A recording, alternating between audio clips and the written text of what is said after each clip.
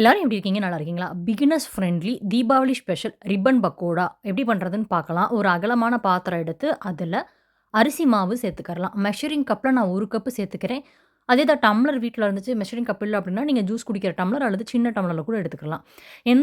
எந்த கப்புன்னு நீங்க பார்த்து எடுத்துக்கோங்க. 1 கப்பு அரிசி மாவுக்கு 1/2 கப்பு கடலை மாவு, காரத்துக்கு வந்து 2 டீஸ்பூன் தனி மிளகாய் தூள், தேவையான அளவு உப்பு, பெருங்காய தூள் இருந்தா கொஞ்சமா சேர்த்துக்கோங்க. நான் கட்டி பெருங்காயத்த வந்து நல்லா தண்ணீல கரைச்சு எடுத்து வச்சிருக்கேங்க. அ பெருங்காயத்தூளோட அந்த தண்ணிய வந்து இதோட சேர்த்துக்கிறலாம். சேர்த்துட்டு வெதுவெதுப்பான தண்ணி சேர்த்து நல்லா இத நம்ம பெசைய போறோம். இப்ப இதுல வந்து நம்ம வீட்ல வந்து பட்டர் இருந்துச்சுன்னா, ஒரு 1 டீஸ்பூன் சேர்த்துக்கோங்க.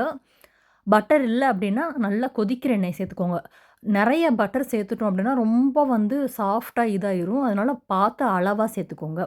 ஃபர்ஸ்ட்டு வந்து இந்த உப்பு, மிளகாய் தூளு, வெண்ணெய் இது எல்லாத்தையும் போட்டு நல்லா கெளறிட்டு, அதுக்கப்புறம் வெதுவெதுப்பான தண்ணி சேர்த்து நம்ம பெசையணும். பெருங்காய தண்ணி எதுல கரைச்சோமோ, அதுல இன்னும் கொஞ்சம் தண்ணியும் சேர்த்து நல்லா அத கெளறிட்டேன். இந்த மாதிரி வந்து 2 கண்ணு உள்ள அந்த அச்சு தான் வந்து ரிப்பன் பக்கோடாக்குரிய முறுக்கு மாவு புளியறதுக்கு வச்சிருப்போம்ல வீட்ல, அதில தான் நம்ம பண்ண முடியும். பிரஸ்ஸிங் டேப் இருந்துச்சுன்னா, அத கூட நீங்க பயன்படுத்திக்கிறலாம். இதெல்லாம் பண்றதுக்கு முன்னாடியே ஃபர்ஸ்ட்டே எண்ணெய காய வச்சுரணும்.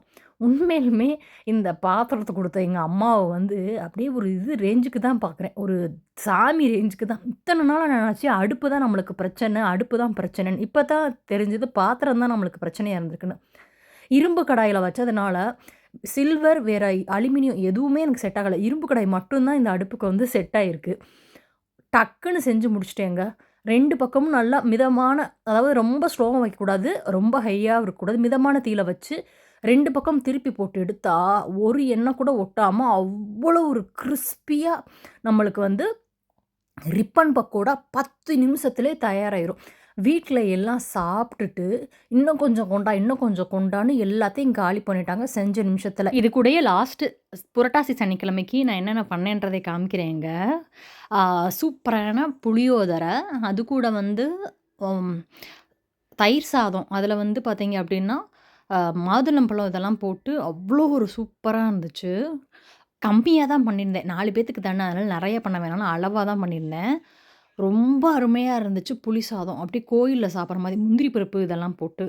அது கூடயே ரொம்ப அருமையான சர்க்கரை பொங்கல். நல்லா மணக்க மணக்க இந்த புளி சாதம், தயிர் சாதத்துக்கு ஆப்ட்டா வந்து உருளைக்கிழங்கு வறுவல். இந்த மெனு உங்களுக்கு பிடிக்கும்னு நெனைக்கிறேன். பாய்.